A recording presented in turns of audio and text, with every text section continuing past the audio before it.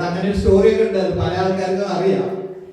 ഇന്ന് അതിനെ കുറിച്ചല്ല ഞാൻ സംസാരിക്കാൻ പോകുന്നത്. ഞാൻ പേരുകളെ കുറിച്ചാണ് സംസാരിക്കാൻ പോകുന്നത്.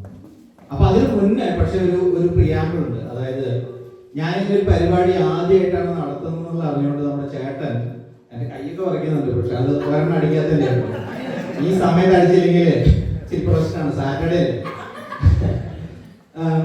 ചേട്ടൻ എനിക്ക് നമ്മുടെ അജിത്തേട്ടൻ, ഞാൻ അദ്ദേഹത്തിന്റെ ഒരു അനിയനാണ്. അപ്പൊ ചേട്ടൻ എനിക്കൊരു മെസ്സേജ് അയച്ചു തന്നു. ഇപ്പൊ സോഷ്യൽ മീഡിയയിൽ വളരെ വൈറലായിക്കൊണ്ടിരിക്കുന്ന ഒരു സോങ് ഉണ്ട്. ഒരു അമ്മാവൻ ഒരു പാട്ട് പാടുന്നതാണ്, സിന്ധു എന്ന് പറഞ്ഞിട്ടുള്ള ഒരു പാട്ട്. സിന്ധു എന്ന് പറഞ്ഞാൽ എന്റെ വൈഫാണ് കേട്ടോ, എന്റെ വൈഫിന്റെ പേരാണ്. അപ്പൊ ഈ പേരുള്ള ഈ പാട്ട് ചേട്ടൻ എനിക്ക് മെസ്സേജ് അയച്ചത് എന്താണെന്ന് അറിയോ? അയ്യ നീ പാടാതിരുന്നത് നന്നായി എന്നാണ് പറഞ്ഞത്. അപ്പൊ ചേട്ടനറിയാം ഞാൻ അത്യാവശ്യം പാടുന്ന ചേട്ടൻ അറിയാം. ചേട്ടൻ പറയാൻ കാരണം വേറെ കുറച്ച് കാര്യങ്ങളുണ്ട്. അതായത് നമ്മളൊരു പാട്ട് പാടുമ്പോ നമ്മളെ പാട്ടിനോട് ഒരു ചെറിയ ഒരു നീതിയെങ്കിലും പുലർത്തണം പാട്ടിന്റെ വരികളോട്. നിങ്ങൾ ആലോചിച്ച് കഴിഞ്ഞാൽ അറിയാൻ പറ്റും ആ പാട്ടിന്റെ സ്റ്റാർട്ടിങ് എങ്ങനെയാണ്. Sindhu I love you Sindhu. നമുക്ക് ആത്മാർത്ഥതയോട് കൂടിയിട്ട് പാടാൻ പറ്റുന്ന ഒരു പാട്ടല്ല അതുകൊണ്ടാണ് അത് ചേട്ടനറിയാം. അതുകൊണ്ടാണ് ചേട്ടനോട് പറഞ്ഞത്. ഇനിയൊരു കാര്യം പറയാം. അതായത് ഈ പാട്ടിന്റെ അടുത്ത വരി, സിന്ധു പ്രിയ സ്വപ്നം മഞ്ചരി ചൂടി എന്നിൽ കവിരിടും കവിത പോലെ മാലാകയായി വാ മാലാകയായി വാ മാലാകയായി വരാൻ. ഈ പാട്ട് തന്നെ എനിക്ക് ഭയങ്കര ദേഷ്യമാണ്. അതാണ് അതിന്റെ പ്രിയാമ്പിൾ. ഓക്കെ, അപ്പൊ ഞാൻ മാറ്ററിലോട്ട് വരാം. ഈ സുരേഷ് എന്ന് പറഞ്ഞത് വളരെ കോമൺ ആയിട്ടുള്ള ഒരു പേരാണല്ലോ. നമ്മുടെ ഇടയിൽ തന്നെ കുറെ സുരേഷുകളുണ്ട് ഇവിടെ. അപ്പൊ എന്റെ വീട്ടിൽ തന്നെ എന്റെ അമ്മയുടെ സ്വന്തം ചേച്ചിയുടെ മകനെ അവർ സുരേഷ് എന്നാണ് പേരിട്ടുള്ളത്. ഈ രാജേഷ്, ഹരീഷ് അങ്ങനെയുള്ള എല്ലാ പേരുകൾക്കും ഈ കഥ നമുക്ക് കൂട്ടിച്ചേർക്കാം. അപ്പൊ അമ്മയുടെ സ്വന്തം ചേച്ചിയുടെ മോനെ, അതായത് ഏതെങ്കിലും ഒരു 2 വർഷം മുന്നേ അവര് ചാടുകെട്ടിന് പോയപ്പോ അത് കണ്ടിട്ടുള്ളതാണ്. അവരുടെ വീട്ടിൽ അവരൊരാളുടെ കുട്ടിക്ക് ഇങ്ങനെ പേരിട്ടുള്ളത്. എന്നിട്ടാണ് ഈ തണ്ടിത്തന്നെ എന്നോട് കാണിച്ചത്. മനസ്സിലായോ?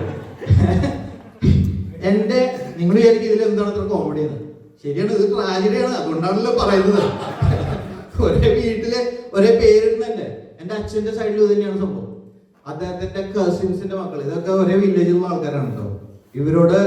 ഇവരിലെ ഒരാൾക്ക് 1 വയസ്സാണ് മുമ്പ്, വേറൊരാൾക്ക് 6 വയസ്സ് മുമ്പ്. ഇവർക്കും സുരേഷ് എന്നാണ് പേരിട്ടോ. എന്തൊരു കഷ്ടമാണല്ലേ. അതായത് നമ്മുടെ നാട്ടിലൊക്കെ അമ്മമാര് അപ്പുറത്ത് വീട്ടിൽ പോയിട്ട് ഇപ്പോ ചായപ്പൊടിയോ കായപ്പൊടിയോ കഴിഞ്ഞ് കഴിഞ്ഞാൽ അപ്പുറത്ത് വീട്ടിൽ പോയിട്ട് കഴിഞ്ഞാൽ ഇത്തിരി ചായപ്പൊടി തരടി, ഇത്തിരി പഞ്ചസാര തരടി എന്ന് പറഞ്ഞ പോലെ അപ്പുറത്തെ വീട്ടിലുള്ള ആൾക്കാരുടെ പേരെടുത്തിട്ട് സ്വന്തം മക്കൾക്ക് ഇട്ടുകൊണ്ട് എന്തൊരു ദാരിദ്ര്യമാണ്. ഇതുപോലുള്ളൊരു ദാരിദ്ര്യം നമ്മൾ കണ്ടിട്ടുണ്ടോ? എന്തായാലും ഈ പേര് കൊണ്ട് എനിക്കൊന്നും മര്യാദക്ക് പ്രേമിക്കാൻ പോലും പറ്റില്ല. അതെ ചേട്ടൻ, ഒന്നും മര്യാദക്ക് പ്രേമിക്കാൻ പോലും പറ്റില്ല. എന്താ കാരണം എന്ന് വിചാരിച്ചാൽ ചോദിക്കണം കേട്ടോ. നിങ്ങള് അറിയില്ലെങ്കിൽ നമ്മൾ ചോദിക്കണം എന്താണ് കാരണം എന്ന് ചോദിക്കണം. അതായത് നമ്മൾ ഏതെങ്കിലും ഒരു പബ്ലിക്കിന്റെ ഇടയിൽ എപ്പോഴെങ്കിലും നമ്മളോട് ഒരു പെൺകുട്ടിക്ക് സ്നേഹം തോന്നിയിട്ട് അവര് പറയണം നമ്മളോട് സുരേഷ് ചേട്ടാ എന്ന് പറഞ്ഞു എന്ന് വിചാരിക്കാം. നമ്മളെങ്ങാനും തിരിയുന്നതിന് മുന്നേ ഏനു എന്തേനു എന്തണ്ടി ഏവണ്ടി എന്ന് പറഞ്ഞിട്ട് ഒരു 10 സുരേഷ്മാരി കാണിക്കുക. എന്നിട്ട് അവന്മാര് വെള്ളം കൊണ്ടങ്ങ് പോകും. ഒറ്റ പോക്കണം. നമ്മൾ തിരിഞ്ഞു നോക്കുമ്പോ ഈ പാതയൊക്കെ പോയിട്ടുണ്ടാവും.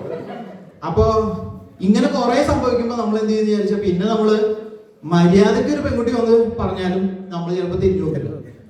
അങ്ങനെ പറയണം പോയി മര്യാദക്ക് കിട്ടേണ്ട പ്രാവം. അതായത് ഇത് 8ാമത്തെയാണ്. 5 കിലോ 6 ഞാൻ തിരിഞ്ഞു നോക്കിയിരുന്നെങ്കിൽ ഞാൻ ഏതോ വീട്ടിൽ പോയിരുന്നല്ലേ. നന്നായി പോയെന്നെ. അതെ. ഈ പേര് ഇങ്ങനെ ഒരുപാട് വരുന്നുണ്ട്. ചെറിയ പ്രശ്നങ്ങളുണ്ട്.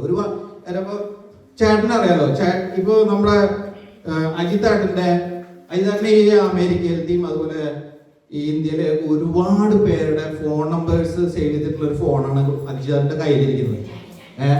ഒരുപാട് പേരെ അറിയാം പുള്ളിക്കാരൻ.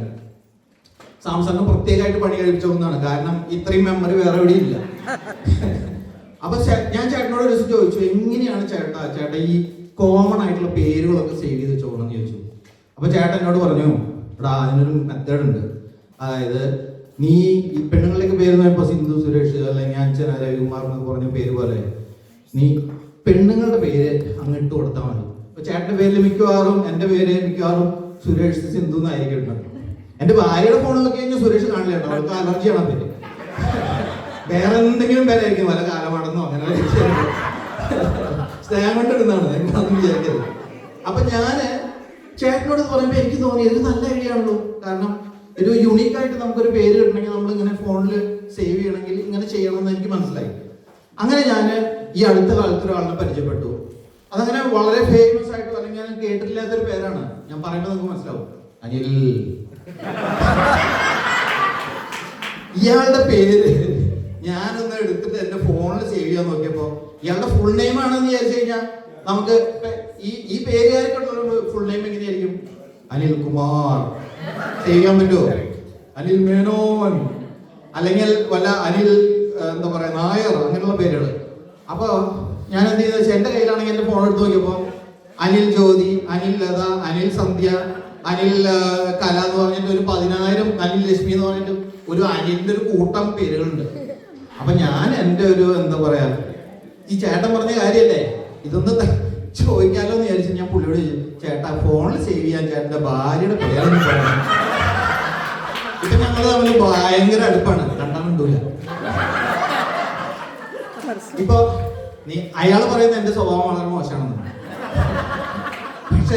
പക്ഷെ ചേട്ടനെ അറിയാം എന്റെ സ്വഭാവം, അല്ലെങ്കിൽ നിങ്ങൾക്ക് എല്ലാവർക്കും അറിയാം എന്റെ സ്വഭാവം വളരെ നല്ല സ്വഭാവമാണെന്നുള്ളത്. അതായത് പല ആൾക്കാർക്ക് അറിയാം. അത് നിങ്ങൾ കേട്ടിട്ടുണ്ടാവില്ല, ഇന്നാ ഞാൻ കേസ് കൂടുന്നു എന്നുള്ള സിനിമയില് നിങ്ങൾ കേട്ടിട്ടില്ലേ? സുരേഷ് ചേട്ടൻ ഭയങ്കര കെയറിംഗ് ആണ്. സുരേഷ് ചേട്ടൻ അപ്പൊ ഓരോ പേരിനും സ്ഥായിയായിട്ടുള്ള ഒരു സ്വഭാവമുണ്ട്, അത് കെയറിംഗ് ആണ്. എന്റെ ഈ സുരേഷ് എന്നുള്ള എന്റെ നിങ്ങളുടെയൊക്കെ നിങ്ങൾക്ക് കണ്ടുപിടിക്കാട്ടോ, ഈ സുരേഷിന്റെ കെയറിംഗ് ആണ് സ്ഥായിയായിട്ടുള്ള സ്വഭാവം. ഇപ്പൊ ഏത് പാതി രാത്രിയിലും ഇപ്പൊ ചേട്ടനോ നിങ്ങൾ ആരെങ്കിലും ഫോൺ എടുത്തിട്ട് എന്നെ വിളിച്ചു കഴിഞ്ഞാൽ ഞാൻ അപ്പൊ ഫോൺ എടുക്കും. എന്റെ ഭാര്യ വിളിച്ചത് കിട്ടില്ല, പകലും കിട്ടില്ല. അപ്പൊ അവള് പറയുന്നത് കെയറിംഗ് അല്ല, അവള് പറയുന്നത് ഞാൻ ഫുൾ ടൈം ഫോണിലായതുകൊണ്ടാണ് ഈ പെട്ടെന്ന് ഫോൺ എടുക്കുന്നതാണ്. ഞാൻ സമ്മതിച്ചു കൊടുക്കാറില്ല. ഇപ്പൊ കെയറിംഗ് ആണ് സ്ഥായിയായിട്ടുള്ള സ്വഭാവം. ഓക്കെ, ഈ ഇതിനൊരു എന്തുകൊണ്ടാണെന്ന് നിങ്ങൾക്ക് ചോദിക്കാം വേണമെങ്കിൽ, എങ്ങനെയാണെന്ന് ഈ അത് സ്ഥാപിക്കാൻ നോക്കണമെന്ന് ചോദിച്ചാൽ നിങ്ങൾ പറയാം. ലോകത്തിന്റെ ഏത് കോണിലും ഞങ്ങൾക്കിത് മനുഷ്യന്മാർ മാത്രമല്ല, ഈ ഫോണിന്റെ വിളി ചേട്ടൻ വിളിച്ചു കഴിഞ്ഞാൽ ഫോൺ എടുക്കുന്നുള്ളത് മനുഷ്യന് മാത്രമല്ല, ഞങ്ങൾക്ക് പറവകളോട് പക്ഷികളോടൊക്കെ ഭയങ്കര സ്നേഹമാണ്, അവരോടും ഭയങ്കര കെയറിംഗ് ആണ്. ലോകത്തിന്റെ ഏത് മൂലയില് ഒരു മൈന വന്നിട്ട് പറയണം ക്ലാ ക്ലാ ക്ലുക്ലി ക്ലുക്ലി എന്ന് പറഞ്ഞാൽ ഞങ്ങൾ തിരിഞ്ഞു നോക്കിയിരിക്കും. അത് സുരേഷിന്റെ അതങ്ങനെയാണ്. നിങ്ങൾ കേട്ടില്ലേ? അത് ഞങ്ങൾ തിരിഞ്ഞു നോക്കിയിരിക്കും. ഈ ഒരൊറ്റ കാരണം കൊണ്ടാണ് ഈ അമ്മമാരൊക്കെ ഒരുപാട് സുരേഷിന്റെ പേരിടുന്നത്.